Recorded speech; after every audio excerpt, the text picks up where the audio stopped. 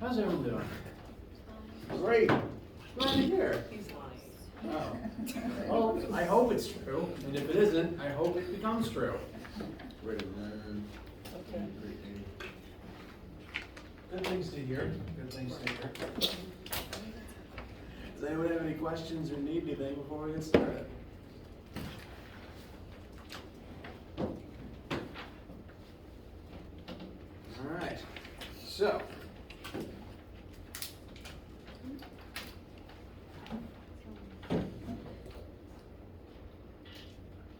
Last time, we began talking about two-dimensional motion. As an example, we began looking at this particular projectile motion question. To review briefly, two-dimensional motion is one-dimensional motion, but twice. An object can move in both the x and y axis simultaneously, but those two motions, we tend to think of them as happening simultaneously but separately from one another. So in this particular example, we are launching a cannonball off of a cliff.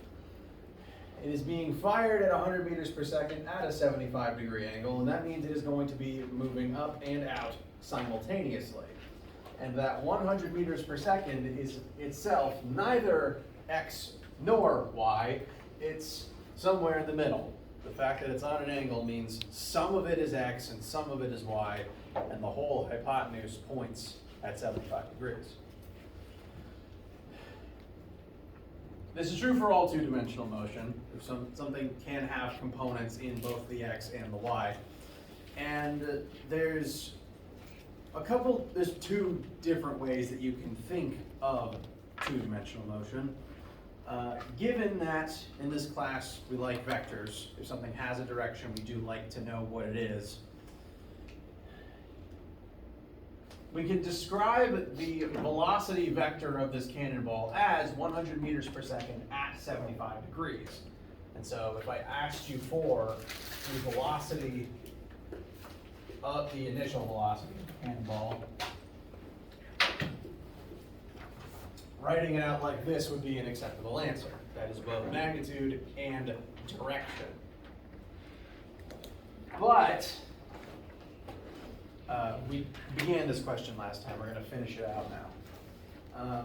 That information does not by itself help us get to the answer that I'm going to be looking for here in a second, because that 100 isn't x or y. It's somewhere in the middle. In order to do our algebra, we have to separate it into its x and y components. And if you'll recall, the way that we did that last time was by treating that 100 meters per second as the hypotenuse of a right triangle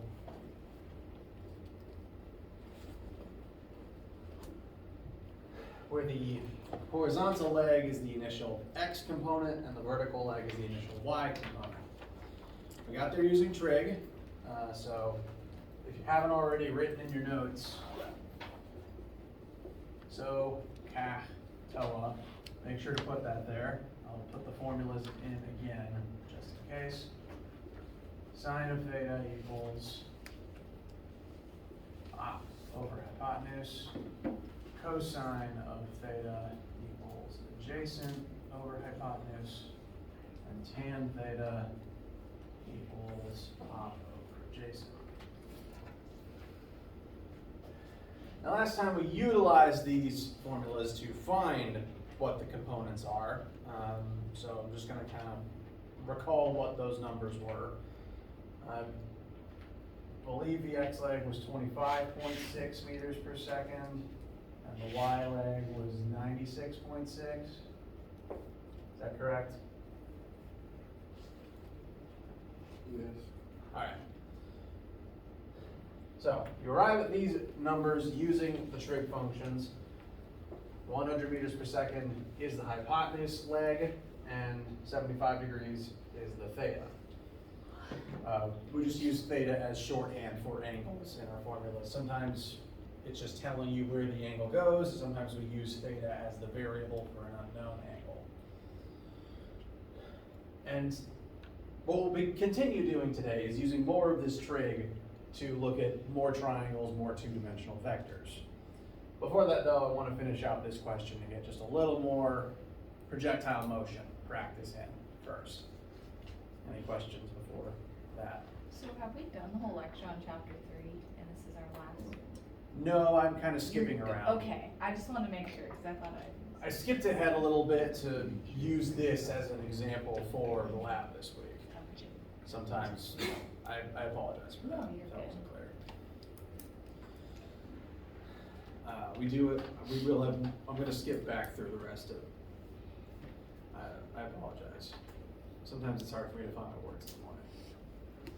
We will be doing the rest of chapter 3, I just skipped the last example to help the lab. Alright. So, now, jumping off from that, last time I just used this as an example of how to divide up a launch velocity, because that does come up in lab this week if you haven't already had lab this week. But the actual question is overall asking is, considering the launch conditions below, where is the cannonball going to explode? This position down here is position 0, 0. And we want to know the coordinates of this position. How far does it move horizontally, and where will it explode vertically if it goes off after 5 seconds?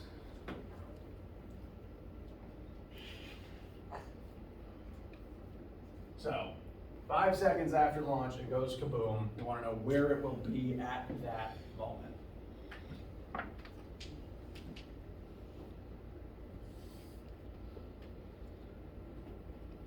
I got 25.9. 0.9? Yeah. Oh, thank you.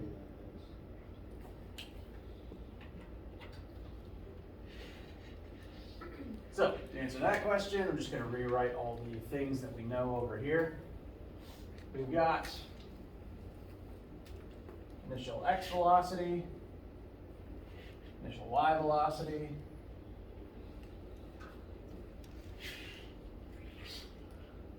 since this is a projectile, what does that tell us about its acceleration?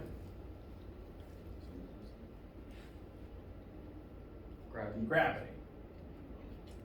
So, gravity is always going to be an acceleration of 9.8 meters per second squared down. What is the x acceleration of a projectile falling because of gravity? 0, very good.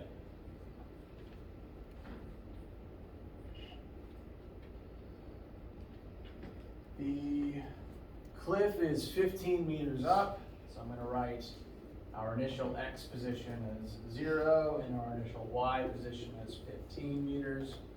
And the cannonball explodes after 5 seconds. So our time across both axes is just 5 seconds. Again, time doesn't care about x or y because time isn't a vector. If it has 5 seconds to move up, it also has 5 seconds to move out.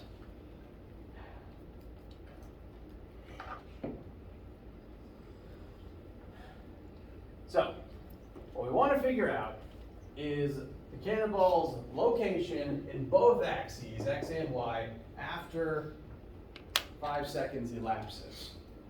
Given what we know and what we want, what formulas seem like good options to explore?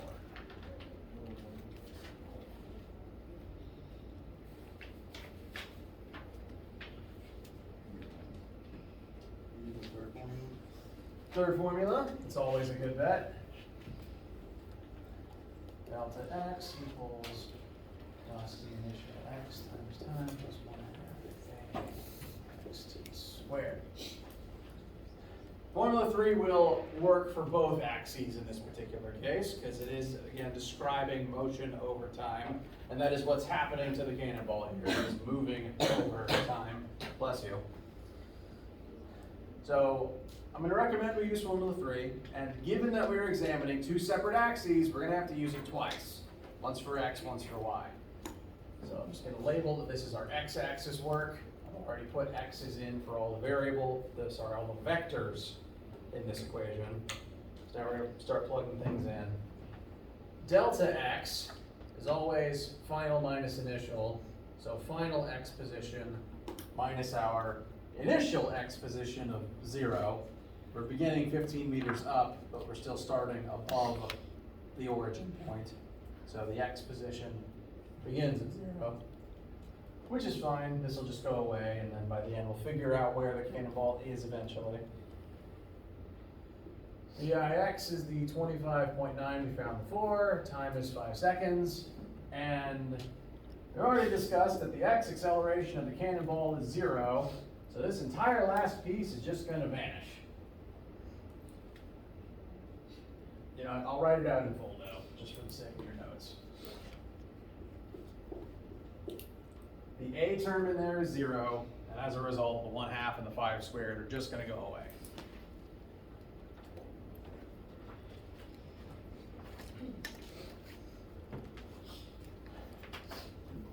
So overall, this should give us final X position of about 130 meters, I think. 129.5. Thank you very much.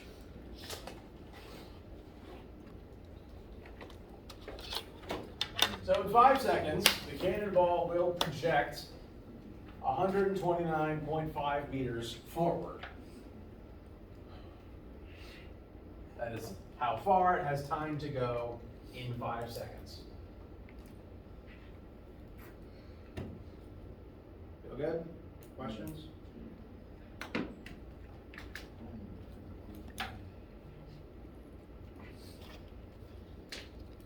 Yes. So why can't we just use like the Formula 1 and then just like rearrange it for change in X? Is that different? We actually could. This is one of the situations where Formula 1 does work, specifically because we're not accelerating. So Formula 1 will work, and in fact, I'll just demonstrate real quick.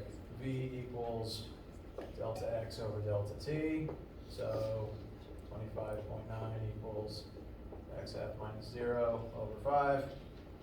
Starting here, you will end up in the same place. And that's because Formula 1 is secretly Formula 3 when A equals 0. That is where Formula 1 comes from. And that's why Formula 1 only works when you're not accelerating. So Formula 3 is kind of the general case. Formula 1 is a specialized version where A equals 0 and it's already been taken out. Does that answer the question? Yes, thank you. You're welcome. Jumping off from that, there is usually more than one way to get a correct answer. That's why I usually ask what formulas, plural, look useful.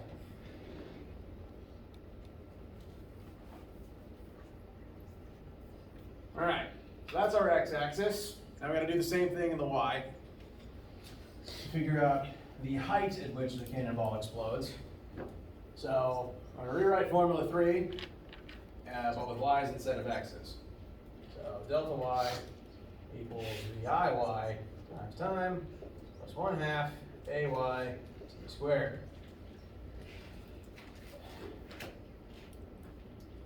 Since there are both ups and downs in the vertical axis, we do have to make sure that we are keeping track of positives and negatives as we're plugging things in. Delta y is always final minus initial. We want y final, and our initial height is 15 meters. But that's 15 meters up, so we are actually subtracting a positive number, which is making it negative. So final height minus initial height equals DIY. That's the 96.6 we found last time. That points up, so I'm leaving that positive, times 5 seconds, plus 1/2 times gravity, or times acceleration, and that points down, so that has to be negative. and then time squared.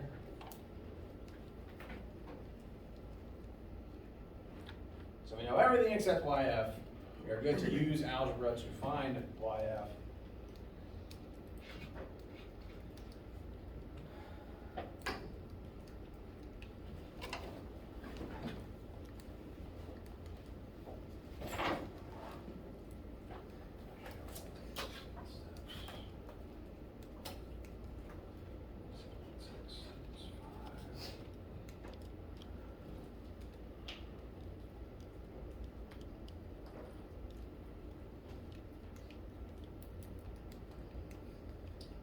YF minus 15 equals, simplifying each term separately, 96.6 times 5, I've got 483.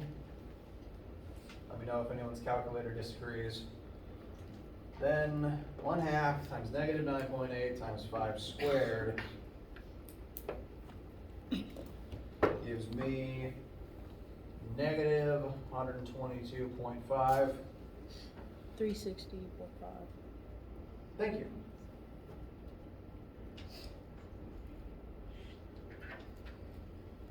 So that would be YF minus 15 equals 360.5.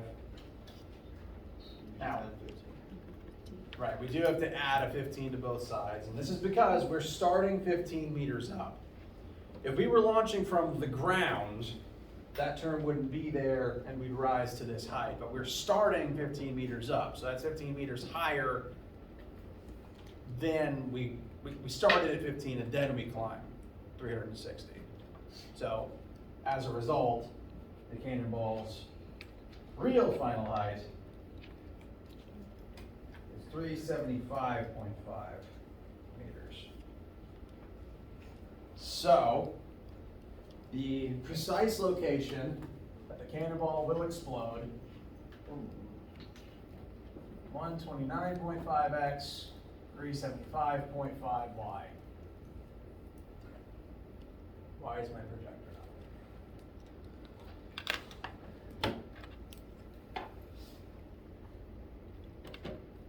How you guys feel?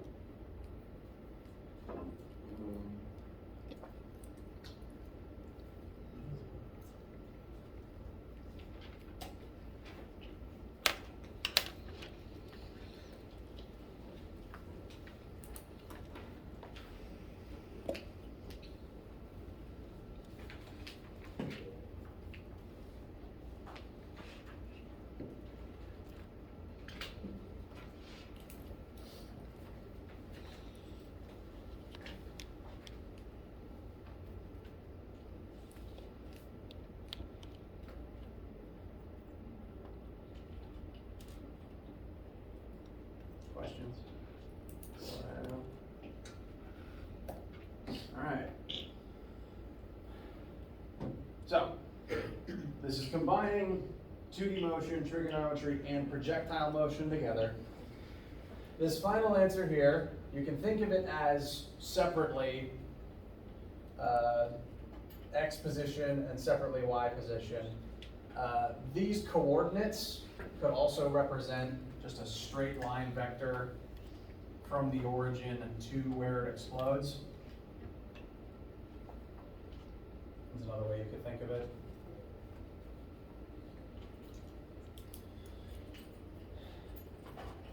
And if you haven't had lab this week, make sure to bring these notes with you.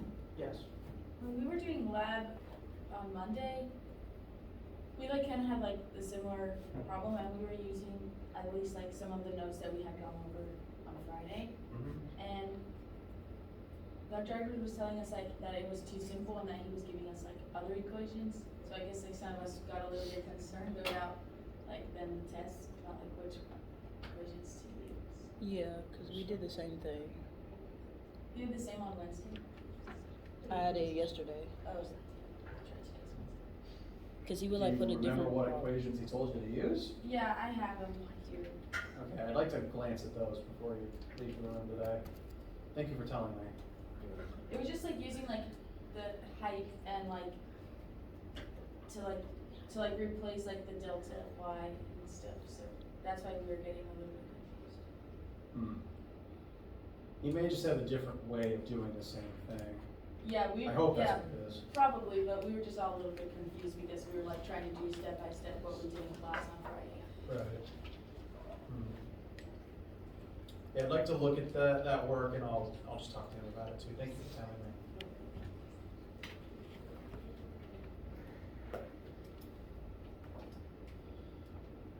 Anything else before we move on?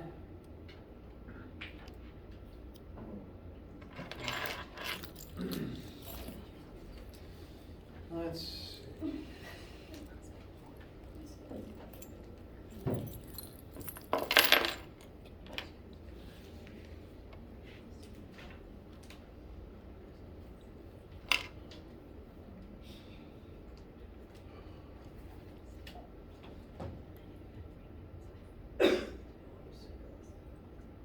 Now, projectile motion is not the only form of two-dimensional motion that we're going to talk about in this class. It's a very common form, because most of the time something is moving through the air, it's likely to move in the X and Y at the same time. But it's not the only place where two-dimensional motion occurs. In fact, loads of scenarios have objects moving in 2 dimensions at once. Frankly, you can be moving in a straight line, but if you're moving northeast, that's still 2D motion if you define your axes as north and east. So pretty much any motion can be 2-dimensional, and that means pretty much any motion can also be defined using trigonometry. So we're going to look at more scenarios where these sorts of triangles pop up and make sure you guys feel comfortable with the trig. For pretty much any question, I usually recommend drawing a picture, but especially in the case of vectors and, as we'll talk about soon, vector addition, because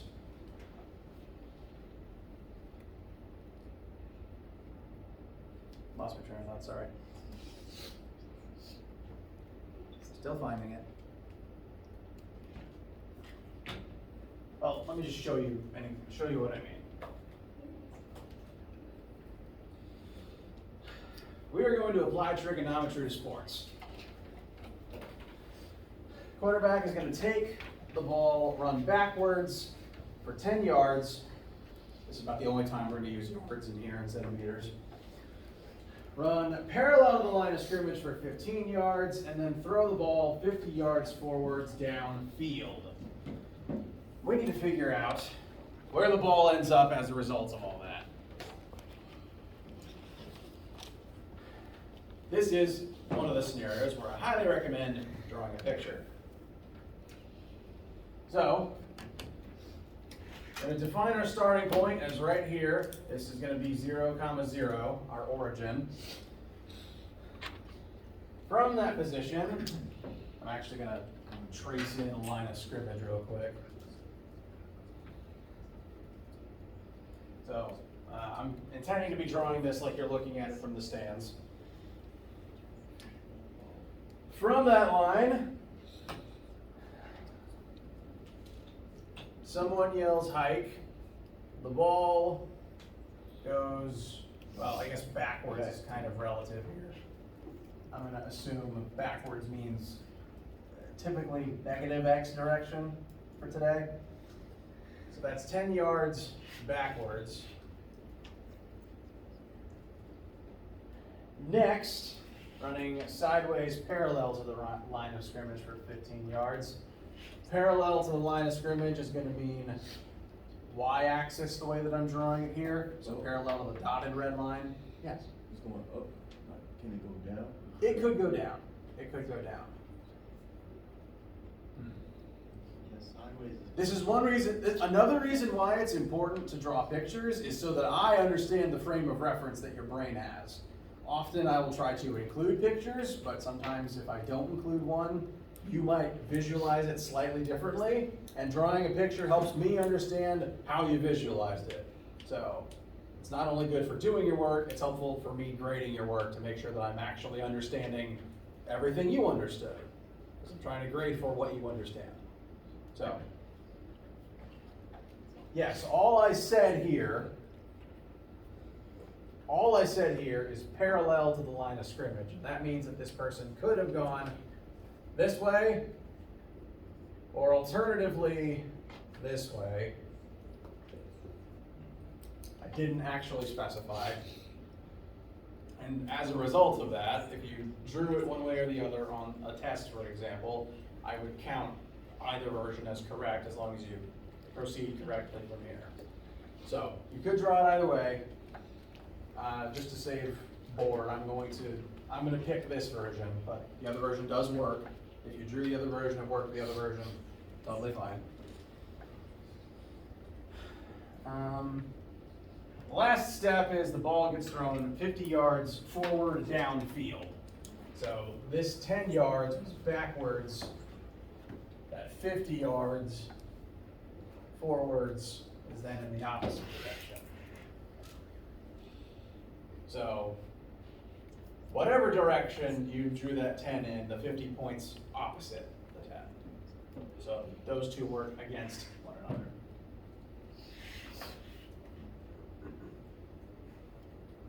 And we need to figure out exactly the numerical position of where the ball ends up.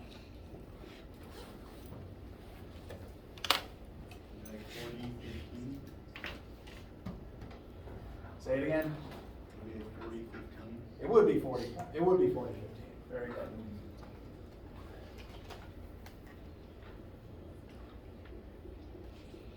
The way that I drew this, the coordinates for that final location would be 40, 15.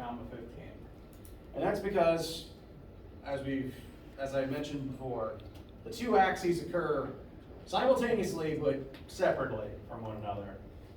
So what I usually recommend for two-dimensional vector questions, read question, draw everything out, this is what I'd call vector addition. We've got three separate vectors here that all need to be added together to create the final end result.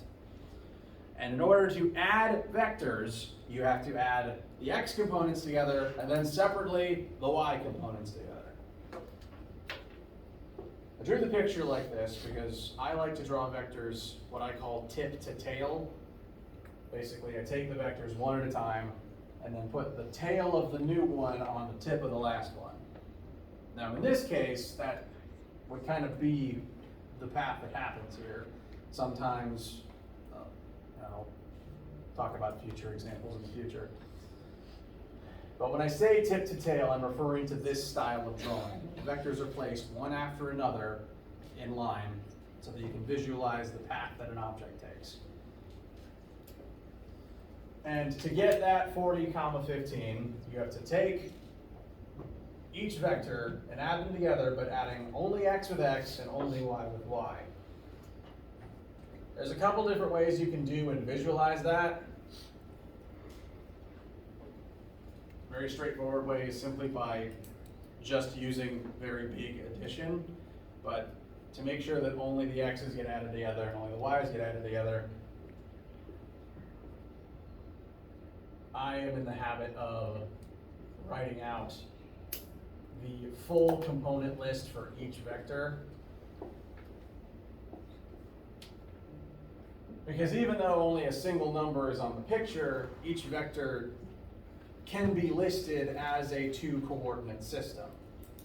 That 10 here is entirely in the x-axis, meaning its y component is 0.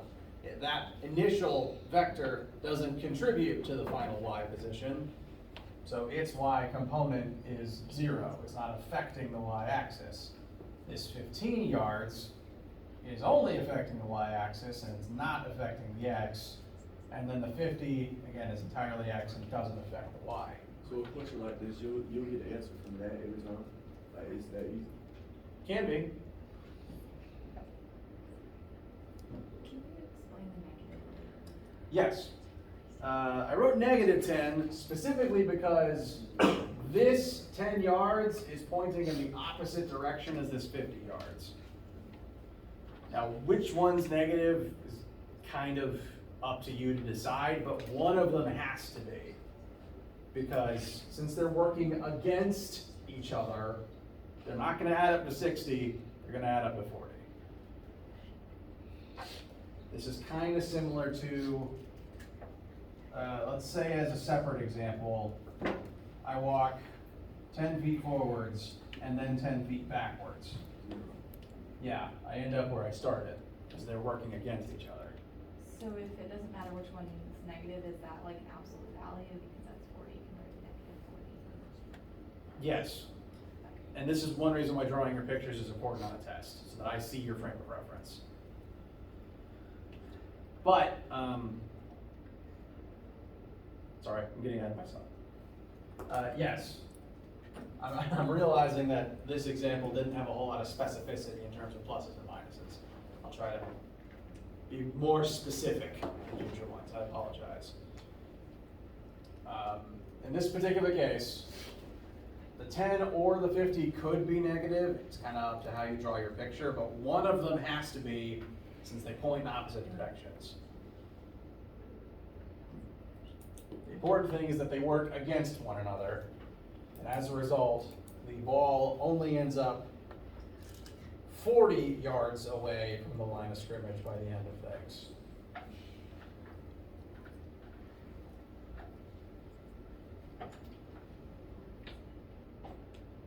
Does this answer feel okay? Yeah, oh, that's a thumbs up. Any hand motion, my brain is flagged like, question? I've conditioned myself like a dog.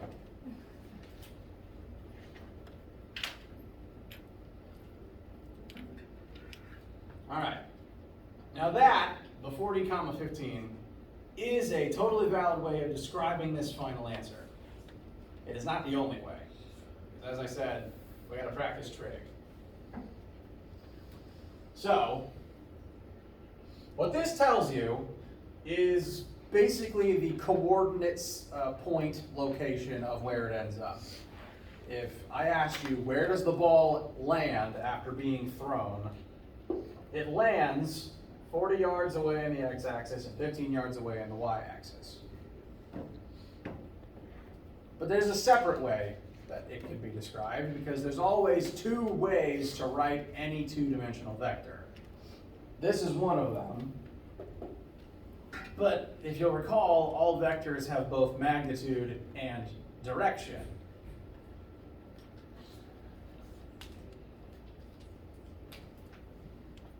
And the definition of displacement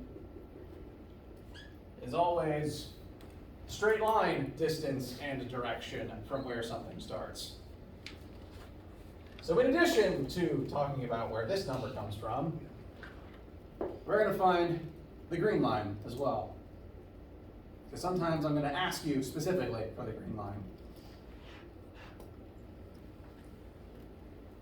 The green line represents, in a straight line, how far this position is from this position. If instead of a coordinate system, if you had a compass and a ruler, we're going to figure out what magnitude and direction the ball is from start to finish so that you can find it no matter what. So we're looking for that green line, and the secret to finding this actually lies in the answer we already have. Because I can take that green line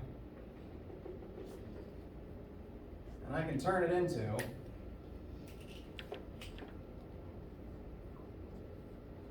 a right triangle where 40 is the x leg and 15 is the y leg.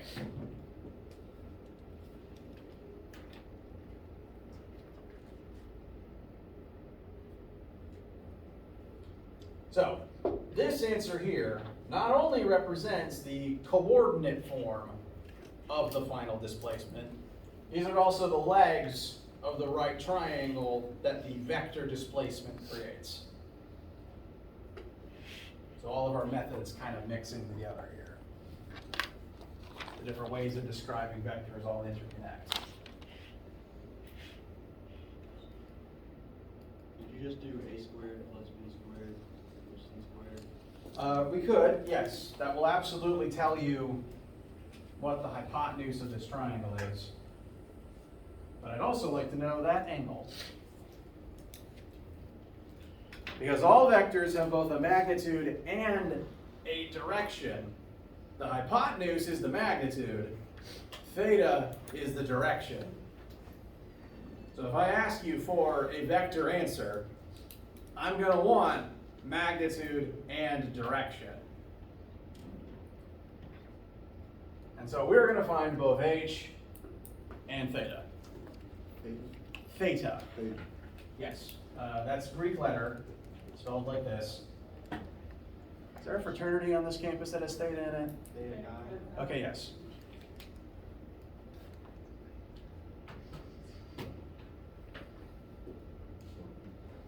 So yeah, Greek letter theta in physics, we tend to use that for angles, both known and unknown.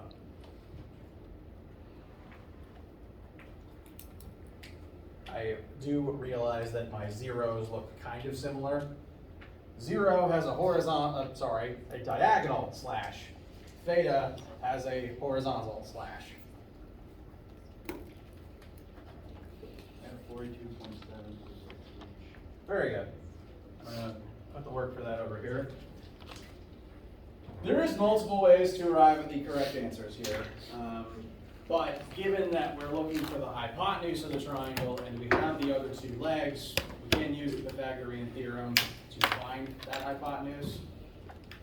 So just to review quickly, if you haven't called it that in a minute, that's referring to a squared plus b squared equals c squared. This is the relationship between the two legs of a right triangle and the hypotenuse of the right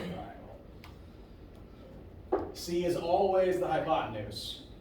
That's the only leg that has a guaranteed spot right here. C is always the hypotenuse, and so that's actually what we're looking for this time. So 40 squared plus 15 squared equals, just going to change it to height squared.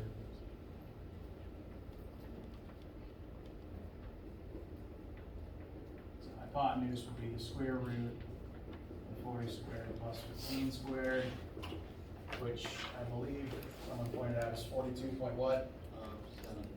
Thank you.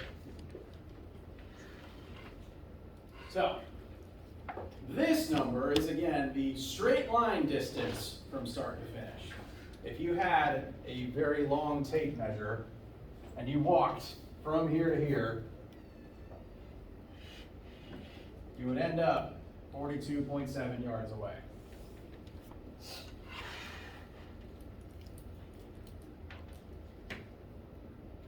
We do want the angle though, because all vectors are both magnitude and direction. You end up 42.7 yards away, but in what direction? So, we now have to turn to a little bit of trig. We know all the sides of this triangle, but we want to know theta. So, we can actually use any trig function to find it, since we have all three sides. Which one you pick is just kind of personal choice. Given that we found these two first, I'm partial to using tangent, but again, which one you use is just personal choice at this point, since we have all three legs. So TOA stands for tan theta equals the opposite leg over the adjacent leg.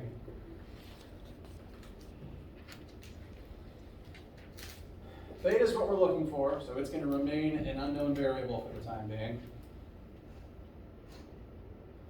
So to move forward, we have to figure out which leg is up and which leg is edge. I'm going to walk back over here to my triangle. What is the rule for determining the adjacent leg? It's the one at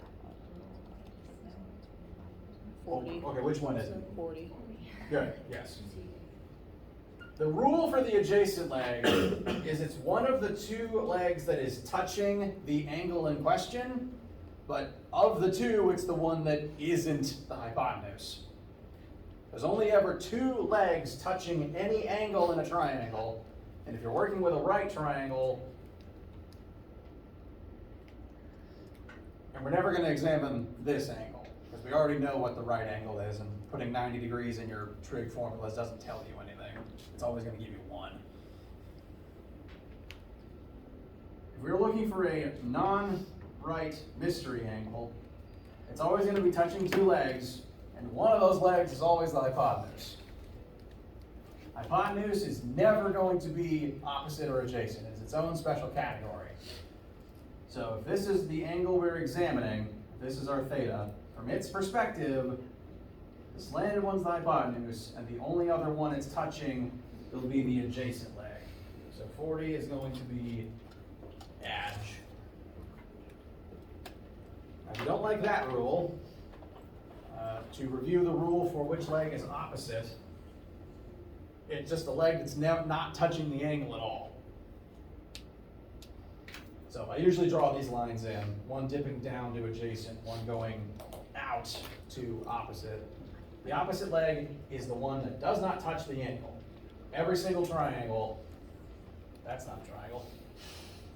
Every triangle, even if it's not a right one, every angle is touching two legs and not touching the third one. The third one is always called opposite. So the 15 is going to be op.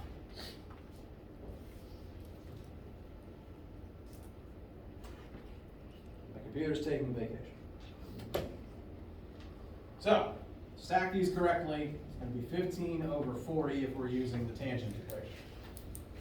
Again, we know all three legs. You could pick one of the other ones, in which case the height leg, the hypotenuse leg, would be the 42.7.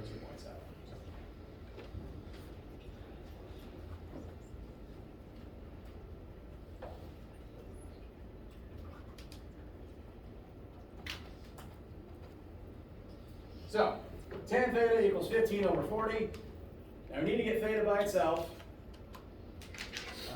So just to make sure it's in your notes, talk about how that works. Tangent is a function, like square or square root.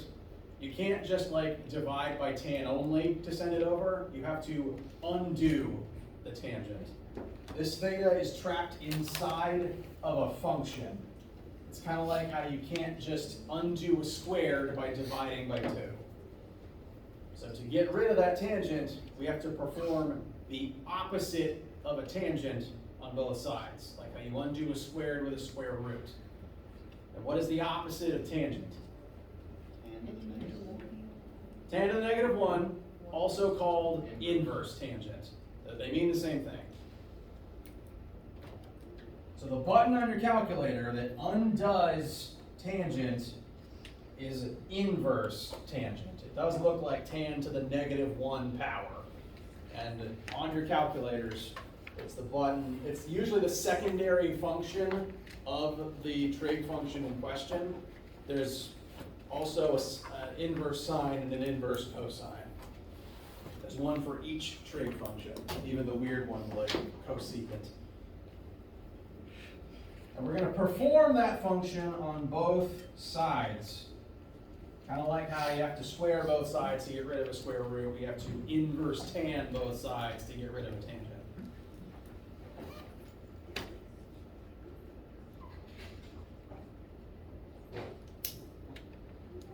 So I performed inverse tangent on both sides. On the right, that's just going to leave us with inverse tan of 15 over 40. On the left, inverse tan of tan just breaks down. Again, literally like square root of a square root, or square root of a square. They just cancel each other out and it's all the way. Which is just going to leave us with theta. So just to rewrite this, we'll end up with theta equals inverse tangent of 15 over 40. This is how you take the tan from one side over to the other. Yes?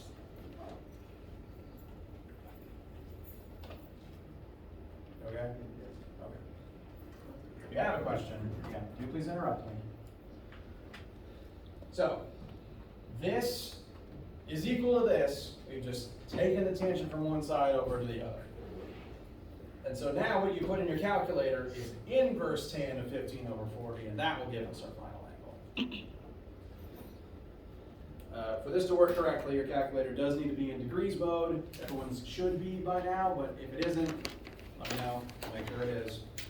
So inverse tan of 15 over 40, and that should give us what final angle?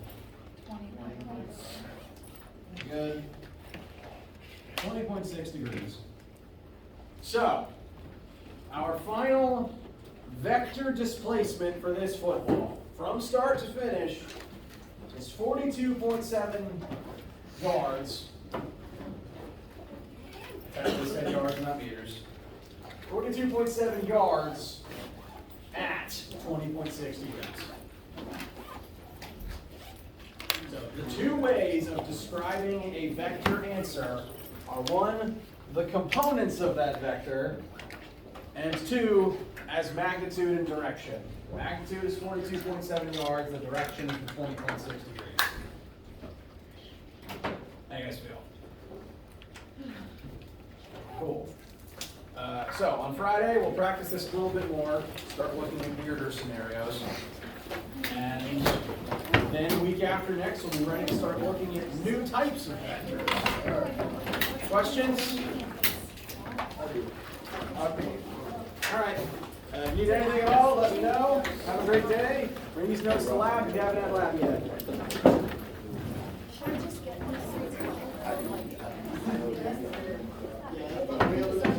That might be case by case basis. Okay, yeah.